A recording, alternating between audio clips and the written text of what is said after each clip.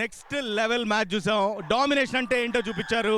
Bhimavaram bulls they made it history.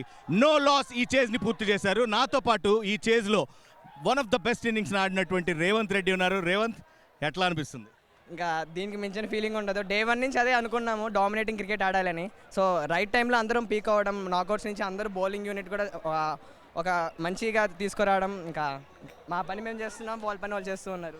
ఒకసారి heart beat ఎంత ఉందో చెక్ చేస్తావా? ఈ క్రౌడ్ కూడా చాలా అమేజింగ్ ఉంది. చాలా బాగా అనిపించింది ఏపీఎల్ ఫైనల్ కలవడం కూడా. రేవంత్, నేను I been following you under 16 నుంచి చూస్తున్నా. బట్ ఈ సంవత్సరం ఒక డిఫరెంట్ రేవంత్ రెడ్డిని చూసాను. ఏంటి, ఏమన్నా స్పెషల్గా ప్రిపేర్ అయ్యావా, లేకపోతే ఏంటి బ్యాటింగ్ ఏంటి? 100% ప్రిపేర్ అయ్యాను. క్రికెట్ తెలుస్తుంది ఎంత త్వరగా అప్డేట్ అవుతా ఉందో. సో 19లో స్కోర్ కొట్టానని చెప్పి అక్కడే ఉండలేను. సో మా గేమ్ బట్టి అప్డేట్ అవుతూ వచ్చాను. సో ఆ ప్రాసెస్లో ఈరోజు ఇలా జరగడం చాలా హ్యాపీగా ఉంది. టీమ్ కాంబినేషన్స్ కానీ, టీమ్ ప్రిపరేషన్ కానీ మేము ఆల్రెడీ కామెంటరీలో మాట్లాడుతూ ఉన్నాం. మీరందరూ కలిసి ప్రాక్టీస్ చేస్తారని విన్నాం. చిన్నప్పటి నుంచి మేమందరం అండర్ 16 ఏజ్ గ్రూప్స్ నుంచి ఆడుతూ ఉన్నాము.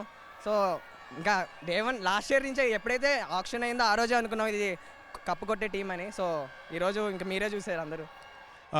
కొన్ని టైమ్స్లో నీ గేమ్ని స్లో డౌన్ చేసావు, కొన్నిసార్లు అగ్రెసివ్ ఇంటెంట్తో ఆడావు.